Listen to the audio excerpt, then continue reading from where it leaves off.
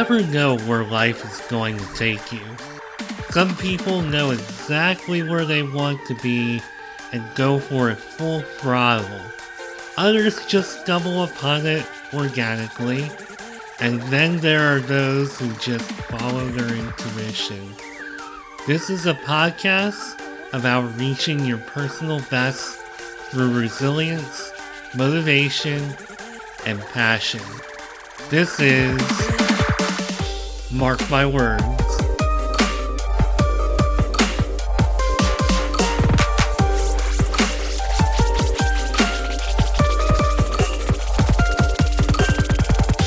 Well, hello and welcome to a new episode of Mark My Words. Today, I am talking to somebody who has been incredibly gracious and patient, and we're in two completely different time zones, and it is taking a lot of effort on both of our ends just to be here today on a Saturday doing two episodes of this podcast. And the second one of the day just happens to be HannahMaria Shanahan, who is owner and creative director of HannahMaria Shanahan, her fashion line. And I cannot wait to talk a little fashion and a little entrepreneurship with Hannah today. Hannah, welcome to Mark My Words. How you doing today? Hi, Mark. I'm doing really well. Thank you so much for having me on. I'm so excited. It's my first podcast. Yeah, everything's great. The weather in London has finally cleared up, and we had amazing weather today, which is great because I think we had like 8 months of rain. I'm not joking. It's been raining for a very long time here. Well, it looks like the rain has been passed on to us here on the East Coast in America because it rained yesterday. I barely got out to play a little golf, and now today it's just raining consistently, and I think it's going to rain tomorrow. So it looks like the rain has been passed on to us. No And way. Yeah. No, here it's amazing. well, we had our amazing days earlier in the week, so I guess we're getting whatever you guys got. So you told me that you were actually, I don't know if you were playing in the football match or if you were just Yeah, attending. no, I was actually I had a football match. So we have a sport in Ireland. It's called Gaelic football. It's a mixture between Australian football, volleyball, and basketball. It's like a combination of like those three sports. And there's some clubs in London. There's about 5 or 6 clubs in London, and we have tournaments. So I had a match today. And yeah, it was I love football. I love getting out and like, meeting people and great exercise, and it's just a community here in London, for the Irish. So it's so nice to have it. That's amazing. And it's Yeah. great to see people getting out and doing stuff again. So it's amazing. It's just like it's so nice. I think it's like the club's history to have the most new people join. I think last year they had 30 players. This year they have nearly 60. So they have like 25 between 25 and 30 new players. Wow. And they're saying it's because of like, COVID, because people just want to get out and just to join communities and like just get out and do some sports and for their mental health and physical health and everything, because the past year and a half has been absolutely excruciating for us. I think in Ireland has been worse than the UK. In Ireland, like currently they're still in lockdown. We're out of lockdown since May 17th, and Ireland are coming out of it, I think, in June 20th. I think it's June 7. I think it's next week. Actually, they're coming out of it, but it's been a long haul for everybody. Too long. It's been like just not normal, and because we're social beings, so we like to go to the pub, have a pint, and to catch up with our friends and family, and it's just wasn't normal. It was very hard for a lot of people. Yeah, I totally understand. I mean, yesterday was the first time that I've gone to a place called Top Golf in almost 2 years, like a year and a half, and Yeah. just it felt so good just to be out a little bit and to be amongst people and to Yeah. just be doing something I like to do, like an outside activity, which leads us to this inside Yeah. indoor activity, which is this podcast. And I really appreciate you being on here today. I know you got a pretty busy schedule here. And today we're going to talk just a little bit about your career path and Yeah. really excited to hear the story of how you transitioned into having your own fashion line. And I think that's a really interesting line of work to take on for yourself. And I really just, I think, want to get started with just going back to maybe when you started in college. So you went to college for hotel management. And I Yeah. don't know if that is something that you had a passion for growing up, or if that's just something that struck you as being interesting. How did you decide to go to school for that? Yeah, so absolutely. So my aunt, Rose Shanahan, my dad's sister, so she bought her first pub at the age of 26 years old. And from a very, very, very young age, since like I was, I think, like 6 or 7, we used to stay over in her house in Bandon in West Cork. And we would, collect glasses, brush the floor for her, like, be in the kitchen, like, doing dishes and seeing how she runs a business like a bar. And I can remember putting my first pint when I was like 8 years old, just helping out. And like, the customers loved us, and we were always talking to the customers, and we would always see her with her customers. And she's amazing, like a businesswoman. And she bought like a nightclub, and she was always in the hospitality aspect of the industry. And I suppose she was like my first role model, like my first person that I saw, that I wanted to illuminate, that I wanted to be like. She was successful. She was young. She was outgoing. She was great with clientele and customers, and that's exactly what I wanted to be. I wanted to be like her. And when you're young, in West Cork, like you always, for the summers or for the weekends, you get jobs in hotels and bars and clubs and stuff. So I got a job with her, like in her nightclub, and I liked it. And I also worked in hotels when I was younger, our local hotels like the Marine Hotel, the Rectory, and it was amazing. Like it was great. But then so as a career path to choose hospitality, it was like a no-brainer. Like I was like, okay, like this is what like I want to do. I've worked in it since I was a kid. My aunt has been successful in it. I've seen like how much passion she had, and like it inspired me. But like when you're a teenager between 15 and 16, they don't tell you, like the schools don't tell you to choose a career path until like you're about 17. And then okay, fine, so that's 1 year before you do the leaving cert. So they're like, okay, so choose the for the rest of your life, choose what you want to do. And there's so much pressure and such a short period of time, and you're so young, you're a kid, to choose what you want to do for the rest of your life. So what I knew from a young age was hospitality, and that's what like I chose. I was like, okay, this is what I can do, and this is all I knew. But to do it for my rest of your life, like my life, like that is something like I didn't actually think about like doing. And I come from like West Cork, like the country. I grew up on a farm. My dad's a farmer. My mom's in healthcare, like she's a nurse. Like there was no creative people around me. When I was 11 years old, I started like collecting, fashion magazines, and then I started, tearing out the covers and decorating my whole bedroom with like all the looks and the perfume. I used to collect perfume bottles, and I just loved fashion, but I didn't know that you could actually work in fashion for as like, your full occupation. So at the age of 18, I left home. I went to study hotel management in Shannon in County Clare.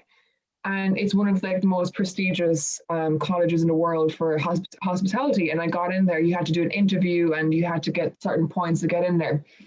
So I got accepted, and my first year was in Shannon, and in my second year, I went to Germany. And that's when I started doing interrailing around Europe. I started traveling a lot. I think I went to about 15 countries in 1 year, like interrailing on trains and like meeting different people and creatives. And I met like artists and, other fashion designers, and we have conversations with them. And I was like, oh, like, how did you start? Like, how did you begin your career?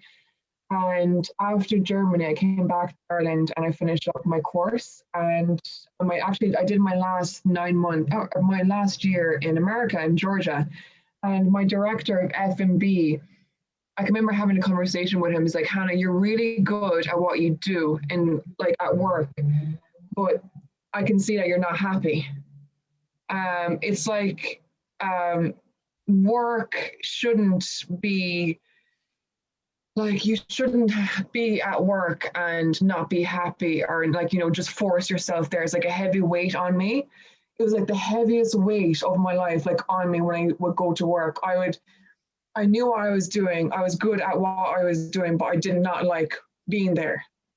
So he said to me, he was more of my like a guidance, like a tutor. And he said to me, take a year out, like, what do you want to do? And I was like, I love fashion. He's like, why don't you do it? I was like, I don't know if I can, have a job in the fashion industry. He's like, why not? And that was like the first conversation I ever had with anyone in my life. I'm saying that, yes, you can actually work in the fashion industry. So he told me to take a year out and to get internships in the fashion industry. So I took a year out. I went to New York and I got an internship at Flying Solo in Broadway, New York. And it's basically one of the biggest independent stores in, I think, actually America for independent designers. So when I first got my internship there was only 30 designers. And when I left in that year, there were 65 independent designers. And what I learned from that year alone was like, my God, like I can actually do this. So I went from New York straight back to Dublin, and I did a course at Griffith College in DIT, Dublin Institute of Technology, to teach myself how to market a business. Okay, I have a plan. Now I need to know how to, set up a business, how to market it, and like what I should be doing. And I did 2 courses in Dublin for 9 months. And then from there, I went straight to London. I did 4 or 5 more internships in the fashion industry. And I just started at the ground up. I kept learning and learning and learning, like how they do the prototypes, how they, where they source the materials, how they market it, like, the social media impact, how to, I taught myself how to build a website, how to do SEO, search engine optimization. I just learned as much as I could for like literally 5 years straight, just learning and learning and learning and learning. And I saved every single penny I had. And I think I was working about, say 80 to 100 hours a week between internships and full-time jobs and cafes and working in bars and everything to pay my rent and to keep it going. And I work on my business plan on the side, and I kept working and working and working. It wasn't even like 4 or 5 days a week. It was 7 days, and I kept going and going and going. And until the pandemic happened, that's when, for the first time in my life, I couldn't travel. I was in one space, like I was in one space. I couldn't, I think I lived in about 18 houses in within 5 years. So I had no choice but to stay in one spot. And that just gave me time and patience to set, like, just the brand just took off from there. Like, it was nearly done by the pandemic hit, and I just launched it in January 2021, like literally about 4 months ago, 5 months ago, yeah. Wow, that I Yeah. feel like I just went on that journey with you. That Yeah. is that is one loaded journey going Yeah. all over the world like that. Yeah. So, did you along the way have a mentor or mentors that really helped you Yeah. along? Basically, no. Okay, to answer your question, no. The only person that gave me advice was my F&B director, because he saw how unhappy I was in the workplace. Like, you can't, when you're in the workplace, you can't hide your unhappiness there. Like sometimes you just literally can't hide it. He kind of saw my frustration. He was the only person that gave me advice to go and pursue my passion. That was it. But he wasn't my mentor for the past, like, 5, 6 years. I was my own mentor, and I had to train my brain and my mentality and have that self-belief that yes, I can do it. I can do it. I can do it. Like I was my own mentor for the past like 5, 6 years by myself. So, do you feel that with all the traveling that you did, all the people you met, all the places you've been, has networking really factored in? Or it almost sounds to me like you just went all over the world, sponged up as much as you could, Yeah. and build up your business. Absolutely. Networking, no, I never networked, to be honest. When I was young, I think I was about 21, there was a family friend that we asked. Well, basically, when I was 21, for our last year of Shannon College Hotel Management, we had to get our own internships, and there was people in my year that they were getting internships, from their friends, from their family members. They had connections, and I had a connection through my family too. And I gave my CV to them, and I never heard back from them ever again. And from that day on, I said to myself, you know you got to do this by yourself. Like, you can't sit and wait for someone to help you. Like, you're the only person that can make things happen at the end of the day. And I, to this day, like, I have done everything myself. I went to New York with my suitcase, with no accommodation, no job, no internship. I was in an Airbnb in Brooklyn, in I think it's is it Kirkland? It's like the last stop on the J train. Like, it's literally way out past Williamsburg, past Myrtle Avenue. I was like by myself, and I landed on like an Airbnb for 1 week. In the first 3 days when I was in New York, I got my accommodation for the full year. And when I think it was on my second week, I got my full-time job in Hurley's Bar on Broadway on 8 and in 8th Avenue. And I got my internship on the same week. So for my internship during the morning from 9 a.m., or I think it was like from 10 a.m. to 4 p.m., I did my internship from 4 p.m. to about 12 at night. I worked in the Irish bar, and I did this maybe 6, 7 days a week. And I just sponged, as you said, sponge as much information and as I could. But to be honest, I had no mentors, I had no help, I had no one, and I did everything myself. So is that like a common thing in the fashion industry when you're trying to start up on your own? Because I that, don't think so. yeah, it says a Yeah, whole lot about you that yeah. you said, you know what, this is what I want to do. I'm gonna go to all these places and learn what I need to do. And when the time is right, I'm gonna just go do it. I don't think this is, or like, to be honest, I never heard of people doing it this way. They usually have help, from family members, from friends, from connections, from work colleagues, from partners, that they do collaborations with. I don't think it's normal. And I'm telling you right now, it was probably extremely hard. I've suffered from burnout more than one time in my life. My house in Countess in West Cork was more of a resting spot. I go into my room and my mom wouldn't see me for a week, and I pack my bags and I leave again. So it's like literally I stop in, go to my bedroom, stay there for a few days, and then leave again. It was extremely difficult, but there was no one there for that could help me. And I was the only one that could do things. And um, that's just me as a person. I think I just go out and make things happen. I don't care what people think of me, or like, if you want to be an entrepreneur, you should not think about what people think of you. Don't become an entrepreneur if you really care what people think of you. I came from a tiny little village in West Cork, and I just took off and I just went with it. I had my blinders on.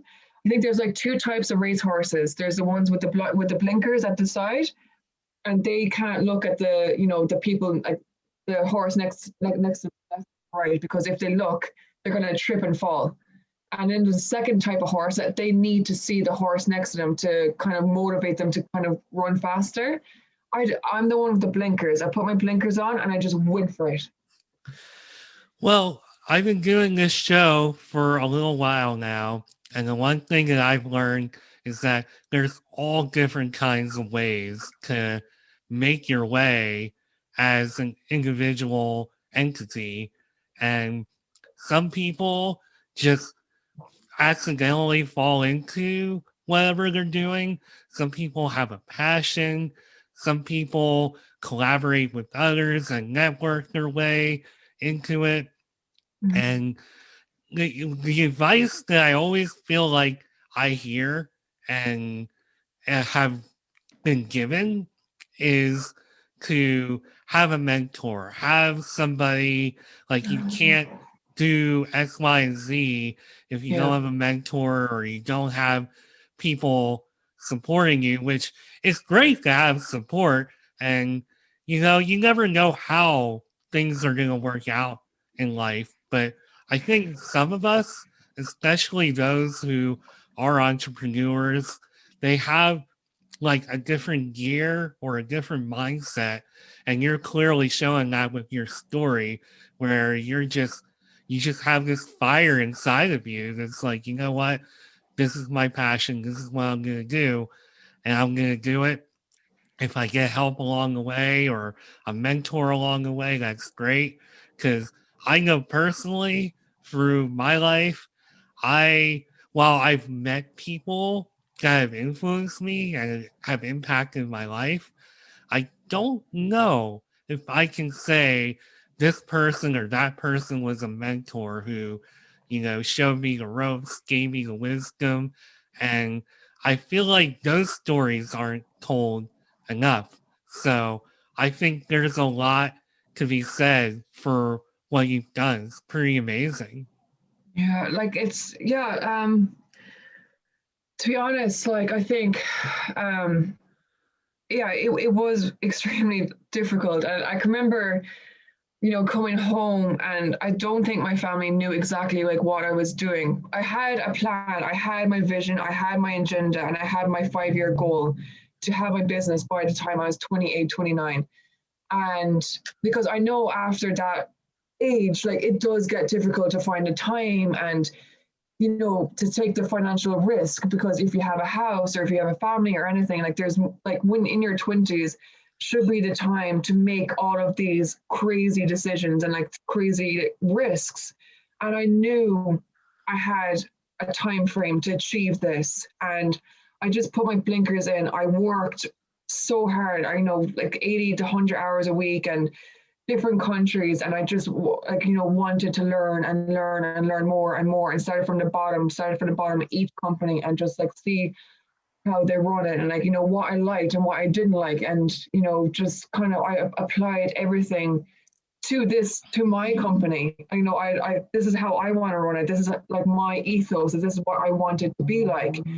And it was really hard, like not having any advice or any mentor or any support, nothing.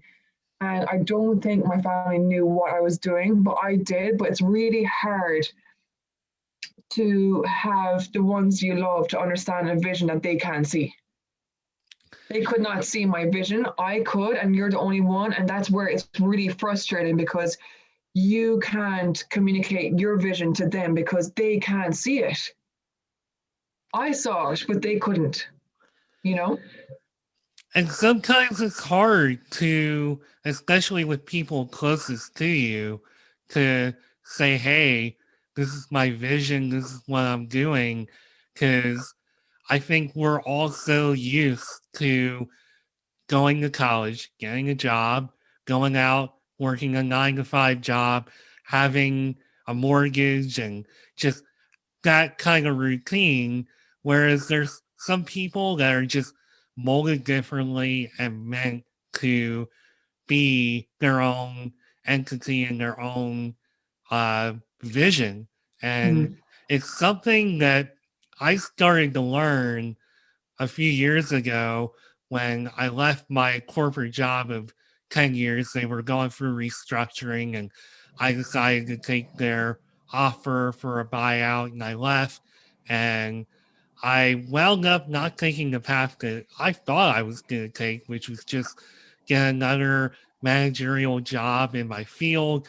I actually wound up just contracting in my field, which has been great. It's been an interesting experience, but it, hasn't really been quite as fulfilling as what I was doing. So that's when I started digging into the entrepreneurial world. I started up a blog, and it kind of like led to me making video content.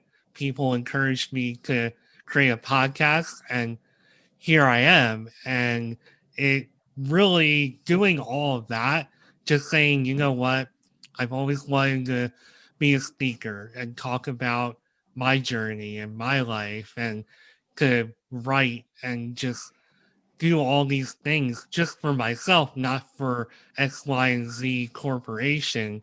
And then to meet people like you, it really opened up my eyes. And that's been the whole core basis of why I'm doing this podcast, is because I wanted to open up people's eyes to the fact that you don't have to work at a 9 to 5 job. And some of us, whether we know it or not, and I feel like based on who I've talked to, they often don't find out until they're actually doing it that, hey, I'm not meant to have a boss or a CEO or whatever. I'm meant to be the boss. I'm meant to be the CEO and the vision.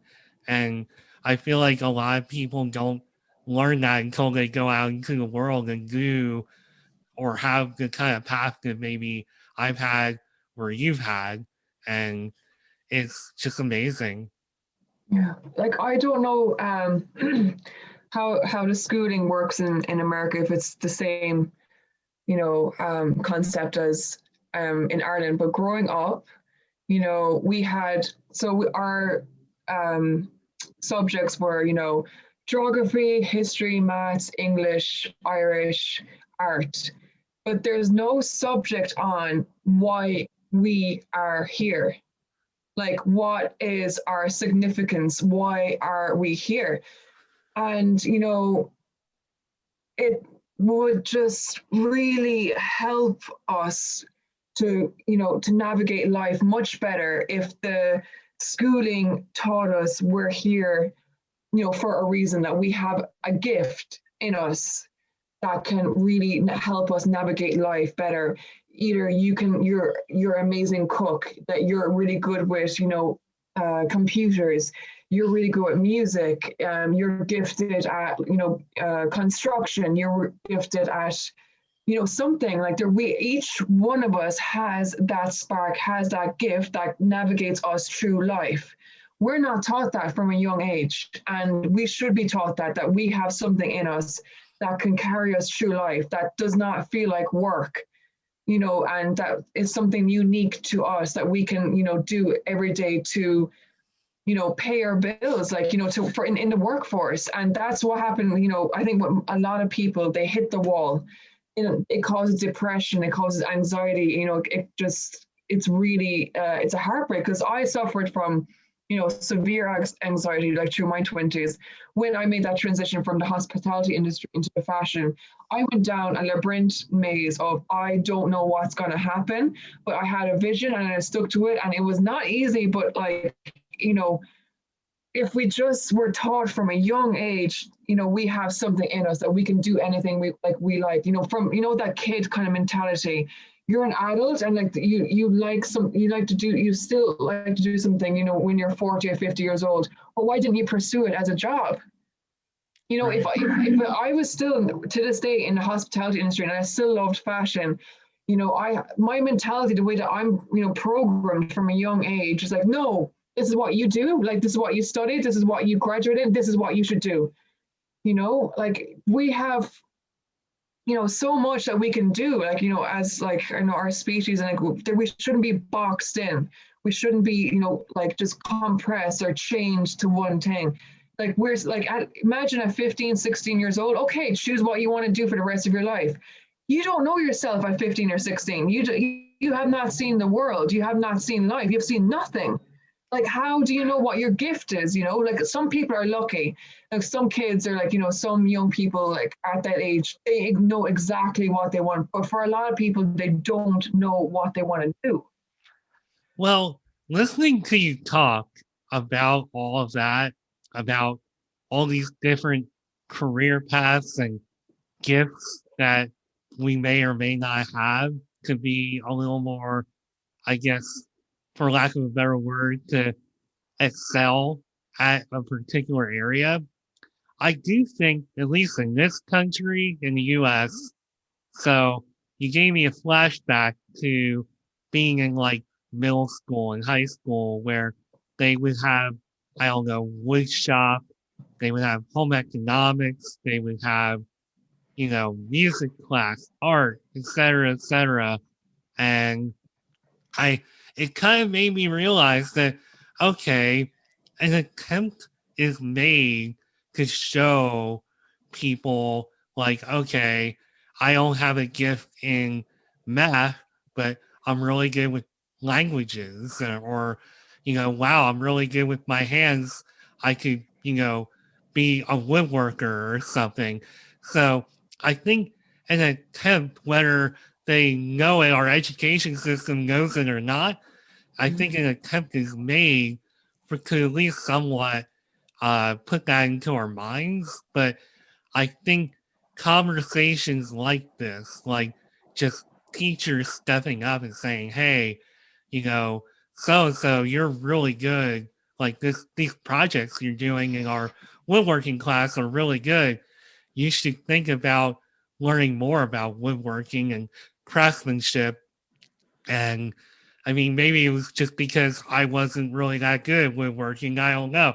But no, I don't ever remember teachers where I'm from ever having Never heard conversations it. like that. Yeah. Because I was always like really good with languages and spelling. And I actually did one paper in my English class on Magic Johnson and Larry Bird. They played in the NBA back in the 80s. And I will admit I did watch a lot of like, home videos they had on their careers and stuff. But I wrote a paper on them, and the feedback I got was, well, it sounds like you plagiarized this. And I had to talk to the teacher and say, no, no, no, this came like from my head. Like I wrote this. So instead of this teacher, they had an opportunity to be like, hey, have you ever thought about majoring in literature, English, or whatever? And to me, just based on what you just said, that could have been an opportunity for somebody to make that kind of impact. So maybe it's not necessarily the system that's broken in our educational systems. Maybe it's the actual, like, okay, the training of how we teach and how we, you know, I guess, for lack of a better word, mentor younger minds to just think about these things and to get excited about, wow, this teacher thinks the world of how I write and they think I have like real potential. And for me, that would have made a huge difference. Instead, I was like, well, what a bitch. And basically was just like, I know I'm a good writer. And that was the end of it. But the whole idea of writing was always in my mind. I knew I was good, but maybe I needed a little bit of an extra push. And I think that's something that maybe we're not getting. There should be one class dedicated to find like literally like just like literally just sitting in silence and just closing your eyes and envisioning what you want to do for the rest of your life, like just one class dedicated to your passions and like just teaching kids about like the stresses of like life, because like we don't talk about mental health in schools. Okay, so at all. It's zero. It's not there. We're not. I didn't know what depression was, or anxiety, or schizophrenia until I was like, I don't know, in my early 20s nearly. I was like, I didn't know everyone has this. Every single living, breathing human being has mental health. Mental health is what, like, anxiety, depression, schizophrenia, like bipolar. There's so much aspects to it. We're not taught about that, like the stresses in, like, in life. We're not taught about, like, how to find your, your passion, your gifts, and everything. Like, if we were just taught about, like, just one class a week to, figure out, okay guys, just to teach us about, like, the mental health, stress, anxiety, depression, like, just that class, and about, like, just finding, like, what you're good at. Like, close your eyes, what do you envision yourself being? And, like, then, we have our answers. How are you going to do it? And, like, I just that simple. Just, it's very simple, but we're not taught this. I totally agree. I really think, to your point, that there should be some kind of class for students to take part in, whether it's, I don't know, maybe middle school, like sixth, seventh, eighth grade. That age group is too young, but definitely by the time you get to high school, where things become a little more real, just, hey, you're getting closer to the real world, and you should learn about the real stressors of life and what you could face not only in the real world, but just as a person. Have you ever thought about yourself and how you handle situations and your emotions? And I think that would have made a big difference for me, Huge. because I know as I've gotten older, I've learned a lot about myself. And I don't know if I can sit here and say I have anxiety or depression or anything like that. I've never been diagnosed really with anything like that. But I do know that when the going gets tough, I need to step back. I need time to recharge my mind and to, you know, just refresh the batteries before I get back out there. And I feel like we need to learn more things like that about ourselves, and just to be able to cope better with life, because life can be great, but life can also be very hard. And I don't think we take enough time as we grow as people to learn about ourselves and what triggers us and how we can correct that or minimize it or whatever the case is. So I think these are all such fantastic points we're making. No, absolutely. That should be compulsory in, definitely in secondary school and high school, is just a class about, like, just dealing with, like, the stresses of life, because life, like, is difficult. It's not easy. It is difficult. Period. Like, no one has it easy. There's always, some conflict that you have with yourself or with someone. And, we just need, like, a class that, like, this is like what mental health is. And don't, you're not insane, you're not crazy. Every single living, breathing human being has it.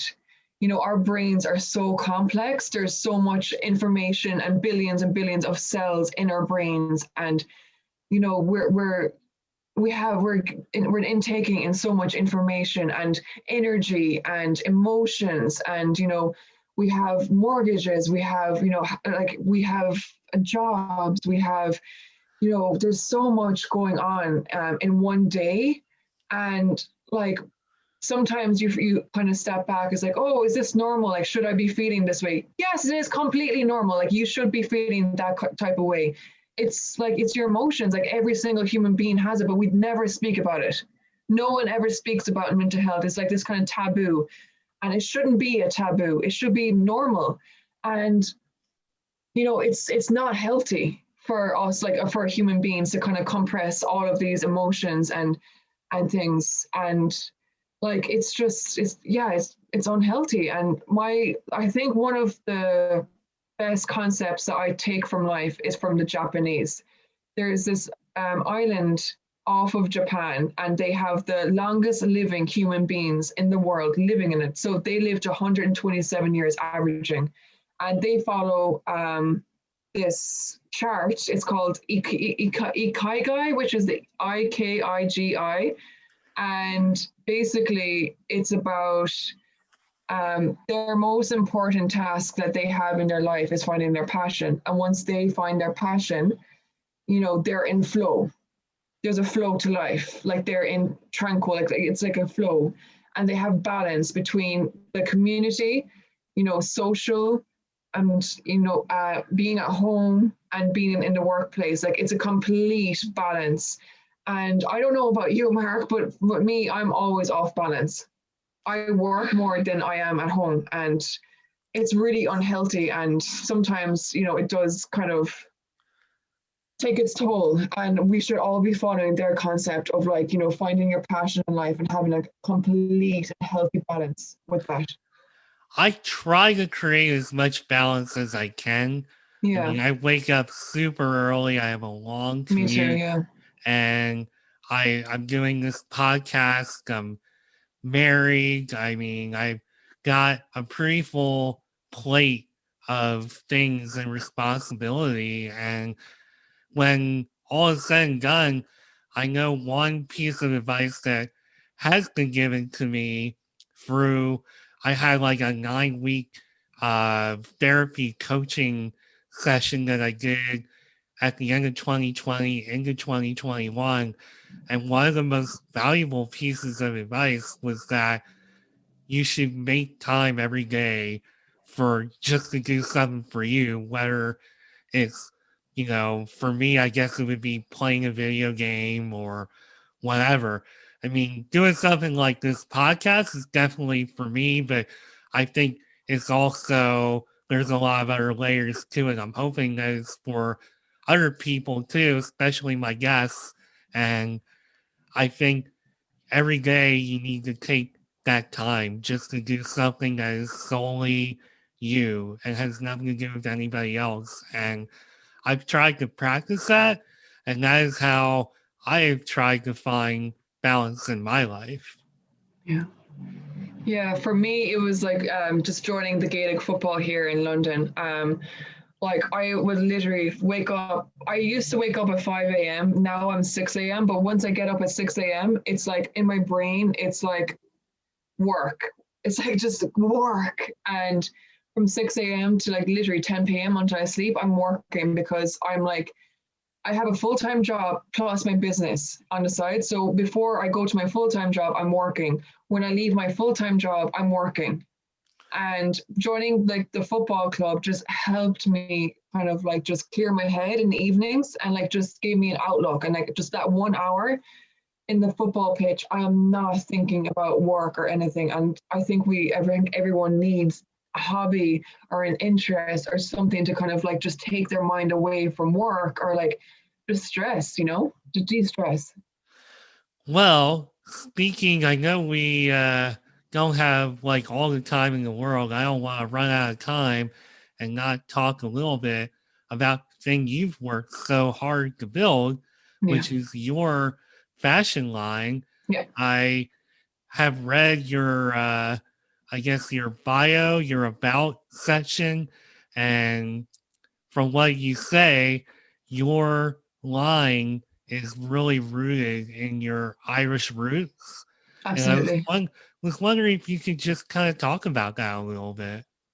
Yeah, so actually it was actually quite funny. So when I left when I left, my home at 18 years old, I to be honest, I kind of think I did lose a little bit a sense of who I am.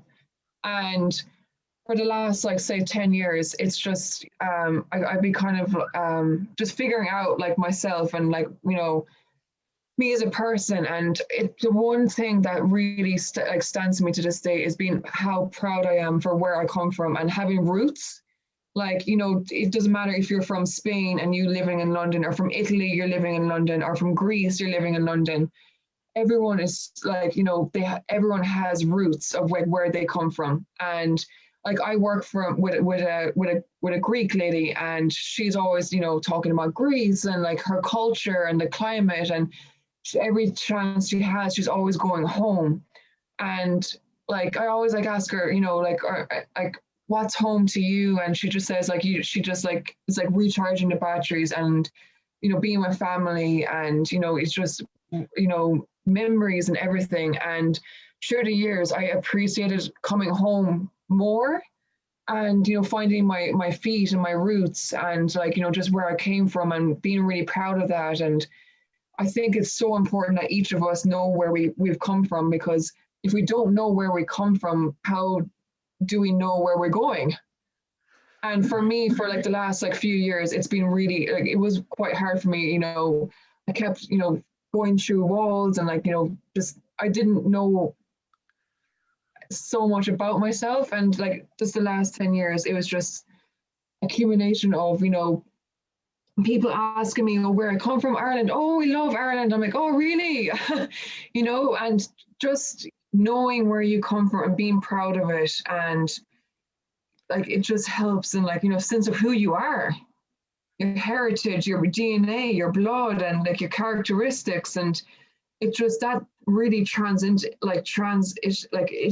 into my brand. It's so important to know where you come from. It's like the foundation of who you are. So you also talk a lot about sustainability. Where does Yes. that come into play for you? Oh my God, I think it's watching documentaries upon documentaries and being absolutely terrified. Like I'm terrified. I'm not going to lie. It's really scary. It's something that you just can't ignore. You're seeing like the effects of like, deforestation, palm oil in the Amazon, and like just acres upon thousands of acres being, like of trees being chopped down to make room for palm oil industry. You're seeing the effects of like melting ice, how like the hurricanes. There's more hurricanes, earthquakes. Like the world is just like bit by bit, like it's getting angry. Like Mother Nature is so angry, and she's fighting back, and she's giving us more tornadoes, more like like just crazy weather, and towns are being flooded more and more and more, and the sea levels rising, and it's really scary. And David Attenborough scared the crap out of me. Like our planet, watching that, and it's terrifying. I'm scared. Like you just don't know. And I think there's like a huge clock in Times Square that they're like ticking down. This is how much time we have left until we have airplay or like damages that we can't go back on to fix. It's scary. And it's in your face every day on social media. You're scrolling through your Instagram, and there's like pictures of like birds covered in oil spills in the sea. Like it's in your face every single day, and you just don't know what's happening. Yeah, and I do want to note that there is a new David Attenborough special on, I think, on Netflix that I've really been wanting to watch. Have you watched it yet? I watched everything that he's done, and I think he's a very rare human being, and he's a light among, like among this darkness. And we should all just listen to what he has to say. It's like he's speaking facts, and it is scary, obviously. Like I think people are just scared to listen to what he has to say, because it's not a comfortable conversation. It's not a pleasant conversation, and it's scary. He's given us facts, like we have this much time to fix this and this and this and this, and people don't want to hear it, because it's scary. Like you don't know what's going to happen in 10 years time, or 20 years time, or 30 years time. And there's not been much done by the politicians either about each country. And I don't know, it's just how can I do my part in this world? Is just being sustainable. No plastic, there's no chemicals. Everything's organic. Like I use recycled packaging for my packaging. It's like everything's recycled. And like what can I do for me, like for my bit in this world? And that's all I can do, is just have a sustainable brand. Well, speaking of your brand and Yeah, yourself, you have traveled this amazing journey to where you're to the point where you have your own brand, you're working for yourself. What's next for you, especially as I think we're turning the corner on the pandemic. yeah, I debate that in my mind every day, but maybe yeah, putting that aside, what's next for you as far as yeah. building up your brand? I think it's just about being consistent. I want to have consistency with like new images. Just keep it fresh. Working with like different photographers, networking, like with like, using different models, like having like a wide range of demographic in my brand. Like my brand, it needs to be inclusive. I will need to have 40 shades of skin color on my brand, and it's just being open and room for growth. And I want to meet as many photographers, stylists, other fashion designers, and having conversations with them. And in like 5 6 years time, I want it to be a big brand, like a house name. And I want more looks. I want to like I have about 2,500 sketches done of like what I want to do. And it's just building it up bit by bit, like taking my time and being patient and consistent. But I would love to be a household name in 5 years' time. Like that's my dream. But for me now, it's just about networking and working and being consistent, being patient, and meeting people like yourself and talking about it, and just doing as much as I can and getting as much press as I can, and magazines and interviews, doing Q&As, and meeting different like artists in the industry, and being optimistic and Well, I going. I have no doubt that with the passion and work ethic that you have, that you will find exactly what you're looking for and get where you want to go. I mean, your story is truly inspiring, and this is why I do what I do, because it really is, it gets me pumped up. Like, I'm Yeah. gonna be super pumped up. I've done 2 episodes of this show today, and I may That's not what I'm sleep dreading. tonight just based on how much all of you inspire and motivate me. And I guess to wrap things up here, why don't you talk a little bit about how people can follow you, how they can work with you, and how they can learn more about you? Yeah, so I have a website. It's HannahMariaShanahan.com. So it's HANNAH Mariah MARIA Shanahan SHANAHAN.com. On my website, you can read about like myself and the brand. There's a shop there, and it has all my social links. So I'm on LinkedIn, Instagram with the same name, Hannah Maria Shanahan, Facebook, and Pinterest and Twitter. All right, fantastic. Well, Hannah, this was an amazing conversation. I loved getting into just some of the educational stuff that we got into. That was Yeah. an unexpected treat of this conversation. And your journey is just really interesting and really inspiring. I wish we had another hour to talk, but and No worries. just not hold up everybody's life and do a 3 hour episode. Oh God, I don't think anyone would appreciate that. Yeah. We're gonna drop the mic on this episode here. Hannah, thank you so much for taking time out of your busy schedule to be on Mark My Words. It was No really worries. amazing. Thank you, Mark, for having me. It's been a pleasure, and I appreciate it. Thank you so much. Anytime, and I look forward to seeing how your business grows. I think, again, with the fire and passion and motivation that you have, sky's the limit. So I Thank wish you. you all the best. So Thank you. Same to you. I wish you all the best too, Mark. I appreciate that. I need all the well wishes that I can get, much like all the rest of us, I Everyone. Yeah. suppose. Yeah, absolutely. So Definitely.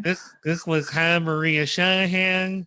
She has her own fashion line, and she is great. And I am Mark Schmidt. This is Mark My Words, and I'll be back soon with a new episode. Thank you, everybody. Bye for now.